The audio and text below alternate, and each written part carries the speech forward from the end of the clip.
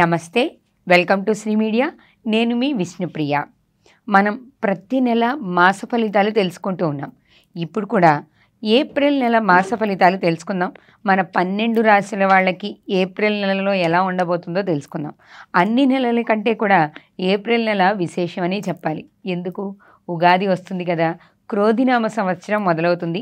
క్రోధినామ సంవత్సరానికి ఉగాదికి సంబంధించిన పంచాంగం కూడా మన ఛానల్లో ఉంది.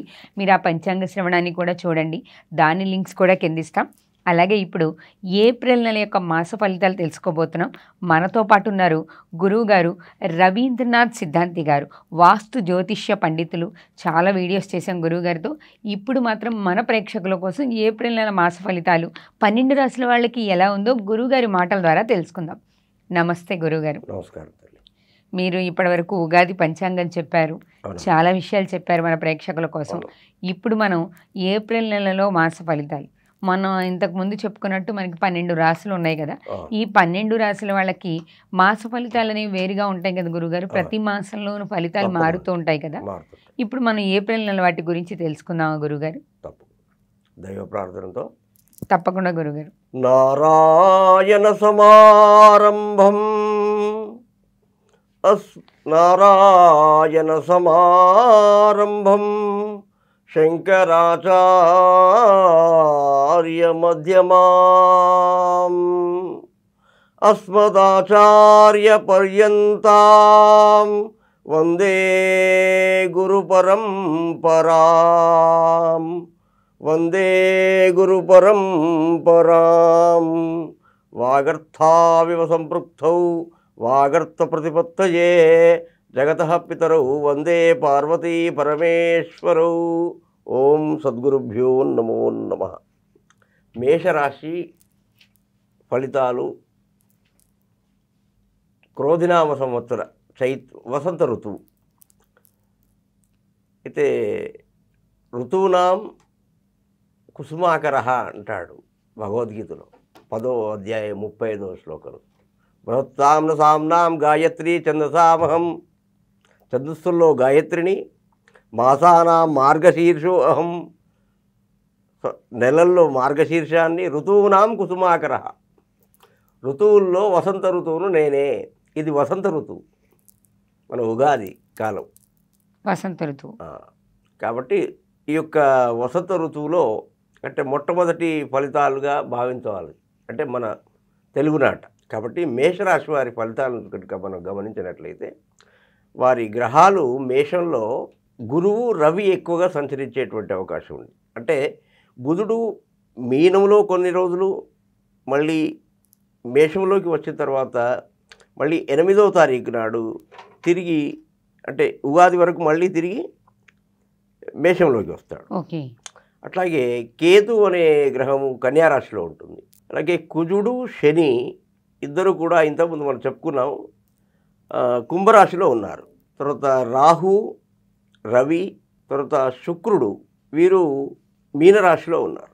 అయితే బుధుడు కూడా మనకు కొన్ని రోజుల వరకు వీరితో ఉండి ఈ మీనరాశిలో ఉండేటువంటి అవకాశం ఉంది. అయితే 27వ తారీఖు వరకు రవి ఈ యొక్క శని కుజుడు అనేటువంటి వారు గత మాసము నుంచే అంటే మార్చి మాసం నుంచే వీళ్ళిద్దరు కలిసి ఉన్నారు కనుక కుజుడు ఏ ఇంట్లోకి వెళ్ళినా 45 రోజులు ఉంటాడు. ఈ రవి బుధ శుక్రులు ప్రతి నెలకు ఒకసారి మారిపోతారు. ఓకే.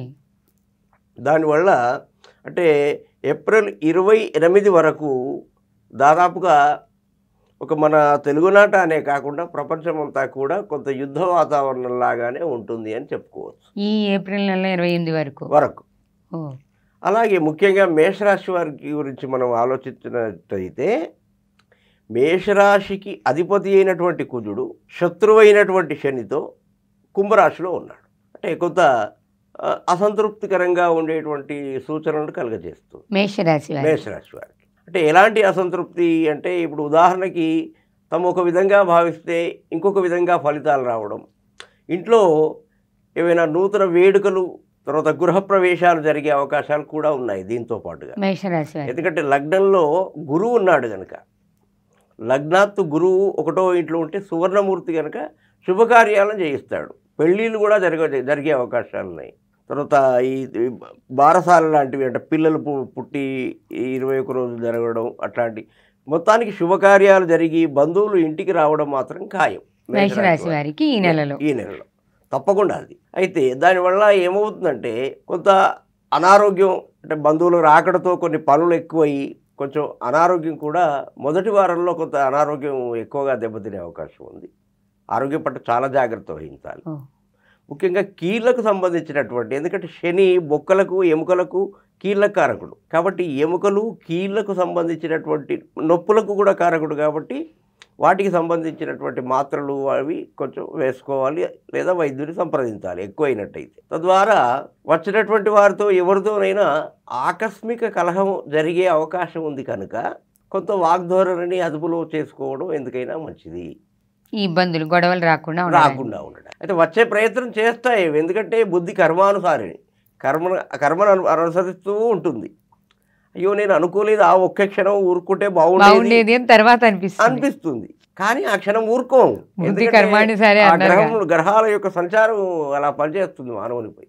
కాబట్టి మేషరాశి వారికి కొంత అనారోగ్యత ఉన్నప్పటికీ కూడా 1వ వారం తర్వాత 3వ వారం కొంత జాగ్రత్త తీసుకోవాలి. వీళ్ళకి 2వ వారం చాలా సంతోషమైనటువంటి వార్తలు రావడం. తర్వాత ఇంకొకటి ముఖ్యంగా చెప్పాలంటే ఏవైనా నూతనంగా యువకులు యువత ఆడవాళ్ళైనా అమ్మాయిలైనా అబ్బాయిలైనా విదేశాలకు వెళ్ళేటువంటి ఆలోచనలో ఉన్న వారికి ఈ నెల ఈ ఏప్రిల్ మాసం ఒక బ్రహ్మాండమైనటువంటి బంగారు నెలగా చెప్పుకో. ఎందుకంటే ఎవరైనా గ్రీన్ కార్డుకి అప్లై చేసినటువంటి వాళ్లకు అక్కడ అమెరికాలో జర్మనీలో వేరే వాళ్ళకు స్టాంపింగ్ కావాలనుకునే వాళ్ళకు ఇవన్నీ జరిగే అవకాశం ఉంది మళ్ళీ వాళ్ళు, ఎందుకంటే పశ్చిమ దేశంలో ఉన్నారు కనుక. ఎందుకంటే కుజుడు అనే గ్రహము శని ఇంటికి వెళ్ళాడు, అంటే శని పశ్చిమ దిశాధిపతి కాబట్టి వెస్ట్రన్ కంట్రీస్లో ఎవరైతే మన వాళ్ళు ఉన్నారో వాళ్ళ పనులు చాలా తేలికగా అవుతాయి. స్టాంపింగ్ జరగడం, గ్రీన్ కార్డ్ రావడం, ఇట్లాంటి శుభవార్తలు వినడం, ఇంట్లో సంతానోదయం జరగడం, శుభకార్యాలు జరగడం, వివాహ కార్యక్రమాలు జరగడం, అంటే మన భారతదేశంలో ఉన్నటువంటి వాళ్ళకంటే మన వెస్ట్రన్ కంట్రీస్లో ఉన్నటువంటి వాళ్ళకి ఎక్కువ శుభాలు జరిగే అవకాశం ఇంకా బాగుంటుంది. ఇక మిగతా భారతదేశంలో ఉన్నటువంటి వాళ్లకు శుభకార్యాలు జరుగుతాయి. కొంత ఆరోగ్యం కొంత మాత్రమే, అది పెద్ద శస్త్రచికిత్సలకి దారి తీయదు, అంత దూరంగా ఆలోచించాల్సిన అవసరం లేదు. తర్వాత భార్య భర్తల మధ్య ఈ శుభకార్యాలు జరిగేటప్పుడు అది సహజంగా జరిగేదంతేదమ్మా ప్రతి ఇంట్లోనూ. కొన్ని సందర్భాల్లో చిన్న చిన్న గొడవలు తగాదాలు వచ్చే అవకాశం ఉంది. అవి వారే మాట్లాడుకొని సద్దుమణిగించే ప్రయత్నం చేసుకోవాలి. 3వ వ్యక్తికి అవకాశం ఇవ్వకుండా జాగ్రత్త తీసుకుంటే మధ్యలో రాకుండా చూసుకోవాలి. తర్వాత ఇంకొకటి ఏమిటంటే వీరు ముఖ్యంగా శనివారము మంగళవారం ఒకవేళ అలవాటు ఉన్నవారైతే కొంచెం ఈ మాంసాహారం మానివేస్తే కనుక ఈ ఏప్రిల్ నెలలో చాలా మంచి ఫలితాలు ఉంటాయి. అలాగే ఆదివారం కూడా, అసలు ఆదివారం అసలే తినకూడదు.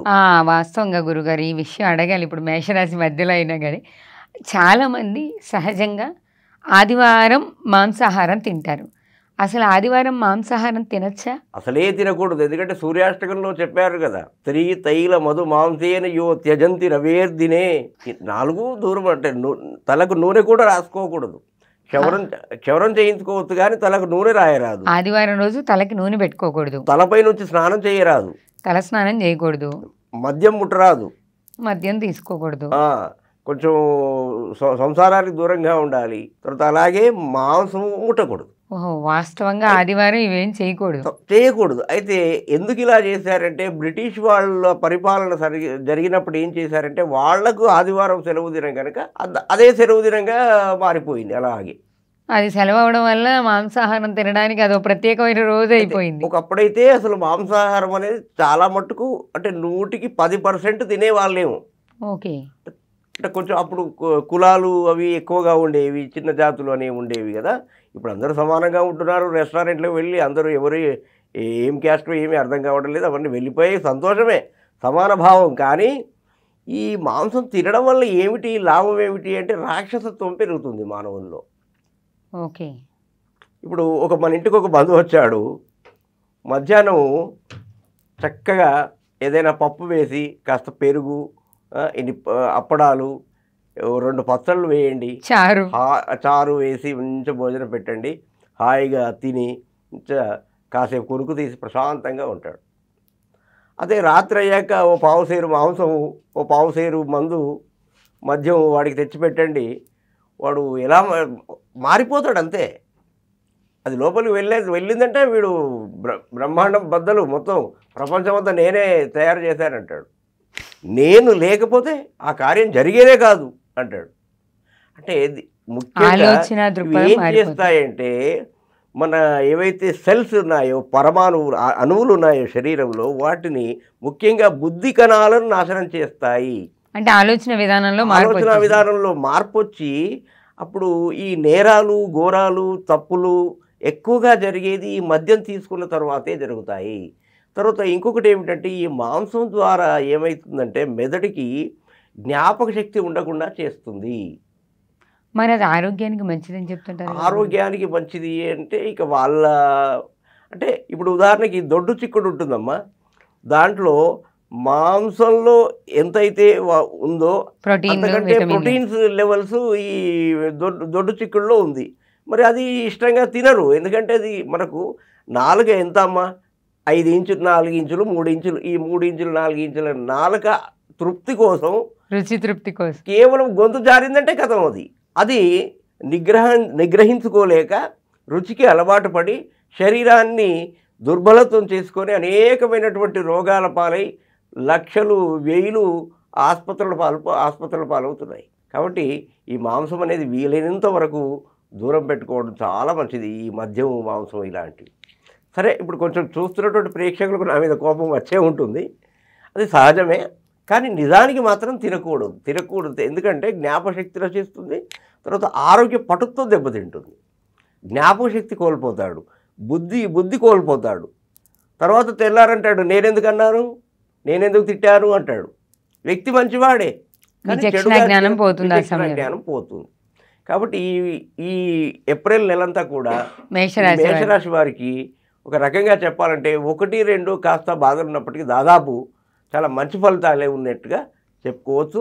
ఒకవేళ వీలైనటువంటి వారు, ఒకవేళ ఓపిక ఉన్నట్లయితే ఒక 11 లేదా 5 మంగళవారాలు జిల్లేడాకులు ఉంటాయి, వాటిని కానీ, లేదా ఒక 2 మంగళవారాలైనా, చివరికి అధమపక్షం 1 మంగళవారమైనా స్వామివారికి, ఆంజనేయ స్వామివారికి కాస్త సింధూరం పెట్టించి తమలపాకు అతికిస్తారు. తమలపాకు చేయిస్తే కనుక మీకున్నటువంటి పీడలు ఏవైనా ఉంటే ఈ మాసం అంతా తొలగిపోయి హాయిగా ఉంటుంది.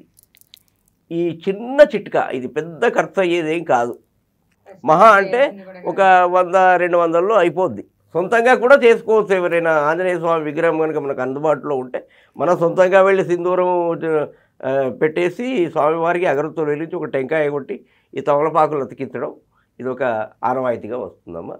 దీనివల్ల ఈ మేషరాశి వారికి ఈ నెలంతా కూడా చాలా హాయిగా, సాఫీగా ఉంటుంది. ధన్యవాదాలు గురువుగారు.